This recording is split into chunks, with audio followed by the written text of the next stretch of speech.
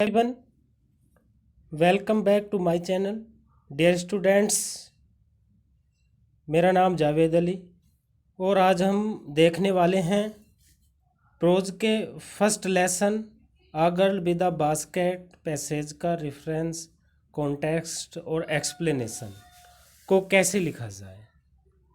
Video शुरू करने से पहले मैं आपसे रिक्वेस्ट करता हूं आप हमारे चैनल को सब्सक्राइब करें और बेल आइकन को प्रेस करें, जिससे आने वाली वीडियो का नोटिफिकेशन आपको सबसे पहले मिल जाए। तो चलिए शुरू करते हैं। पैसेज का एक्सप्लेनेशन कैसे किया जाए।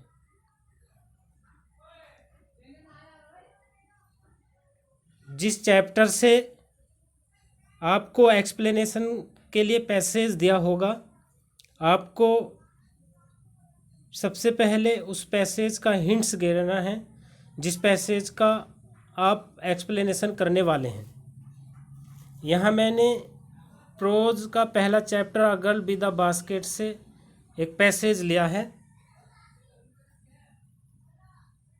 The platforms were spoke English.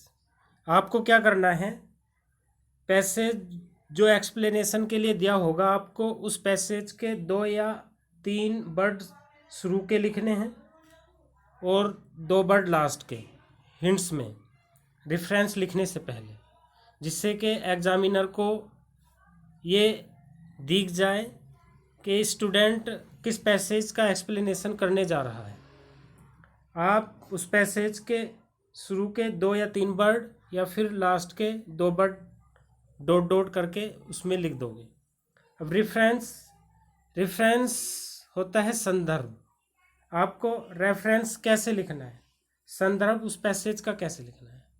Reference में हम चैप्टर का नाम और लेखक का नाम लिखते हैं।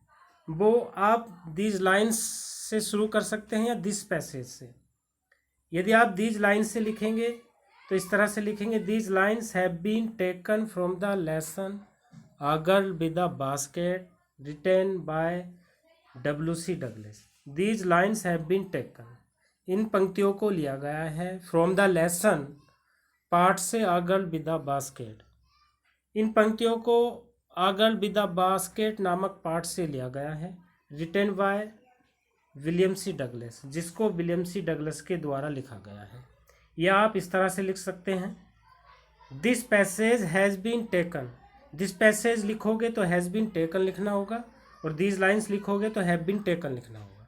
तो this passage has been taken from the lesson a girl with a basket written by W.C. Douglas. इस पैसेज को a girl with a basket नामक पार्ट से लिया गया है, जिसको विलियम सी डगलस के द्वारा लिखा गया है।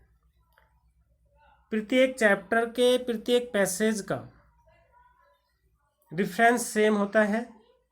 आपको कंटेक्स्ट, प्रसंग, एक्सप्लेनेशन और व्याख्या चेंज करनी पड़ती है। कंटेक्स्ट में आपको लिखना होता है पैसेज में लेखक जो दर्शाता है उसको थोड़े वर्डों में, 10 या 15 वर्डों में आपको उसमें लिखना होता है, या 20 वर्ड तक आप लिख सकते हो। एक्सप्लेनेशन में आपको पूरा सार लिखना पड़ता है पैसेज का। आप अपने शब्दों में यदि लिखें तो बेहतर है, और जो स्टूडेंट अपने शब्दों में एक्सप्लेनेशन नहीं लिख सकते तो 2 लाइनें लिखकर वो पैसेज को उसमें एक्सप्लेनेशन में लिख सकते हैं। दूसरे नंबर पर हम कंटेक्स्ट लिखेंगे। कंटेक्स्ट में हमें पैसेज में लेखक जो दर्शाता है उसको थोड़े से शब्दों में लिखना होता है।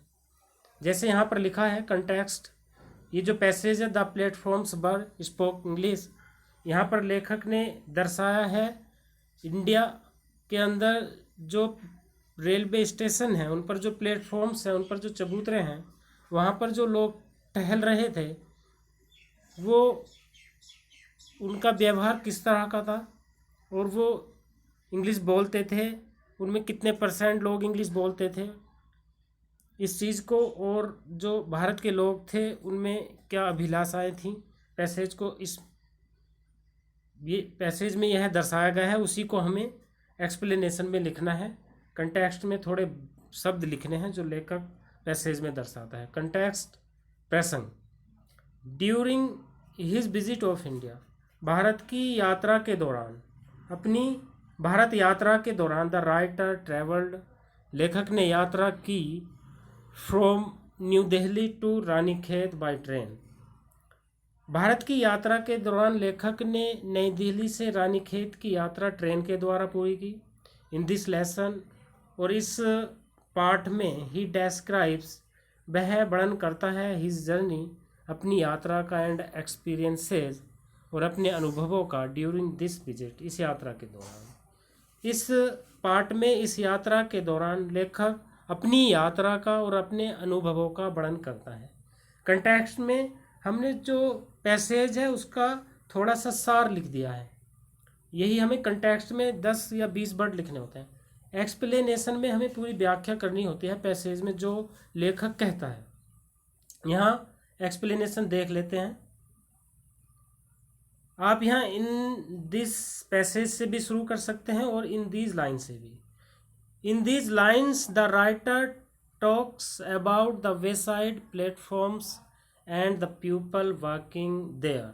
इन दीज लाइन्स, इन पंक्तियों में, द राइटर, लेखक, टॉक्स, बातें करता है, अबाउट द वेसाइड प्लेटफॉर्म्स, जो रेलवे स्टेशन के एक तरफा प्लेटफॉर्म्स थे, and the people working there, और जो व्यक्ति वहाँ पर टहल रहे थे, जो किनारे बने चबूतरे थे, और जो व्यक्ति वहाँ पर टहल रहे थे, घूम रहे थे, लेखक उनसे, उनके बारे में बातें करता है। ऑन द प्लेटफॉर्म्स, उन चबूतरों पर, there were people of all religions, उन चबूतरों पर, उन प्लेटफॉर्म्स पर सभी धर्मों के लोग थे, सभी धर्मों के पीपल, व्यक्ति थे, एंड प्रोफेशन, और सभी व्यवसाय से संबंध रखने वाले व्यक्ति थे। ऑन द प्लेटफॉर्म्स, उन चबूतरों पर, there were people of all religions, उन चबूतरों पर सभी धर्म से संबंधित व्यक्ति, एंड प्रोफेशंस, और सभी व्यवसाय से संबंधित रखने वाले व्यक्ति थे। उन चबूतरों पर सभी धर्मों के और सभी व्यवसाय के व्यक्ति थे। जनरली, और सामान्य तौर से, देवर बेयर फुटेड, और सामान्य तौर से वे सब नंगे पैर थे, and wearing loose white garments, और वो सफ़ेद ढीले वस्त्र पहने हुए थे। उन चबूतरों पर सभी व्यक्ति नंगे पैर थे और सफ़ेद कलर के ढीले वस्त्र पहने हुए थे। About 33% people could speak English, और लगभग 33% व्यक्ति इंग्लिश बोल सकते थे। The writer talked with them on current and major topic, और लेखक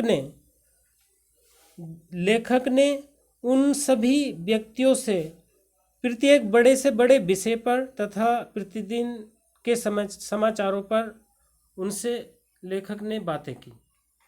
प्रतिदिन जो करंट, जो प्रतिदिन घटनाएं घटी थी, एंड मेजर टॉपिक, और सभी बड़े से बड़े जो टॉपिक थे, उन सभी टॉपिक पर और रोज़ाना घटने वाली घटनाओं पर लेखक ने उन व्यक्तियों से बातें की।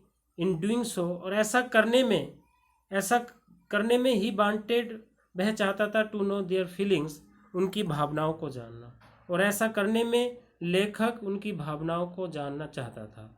वह उनसे बातें करता था इसलिए ताकि वह उनकी भावनाओं को जान सके। लेखक ने उनसे बातें की उनकी भावनाओं को जानने के लिए। आप इस तरह से एक्सप्लेनेशन लिख सकते हैं।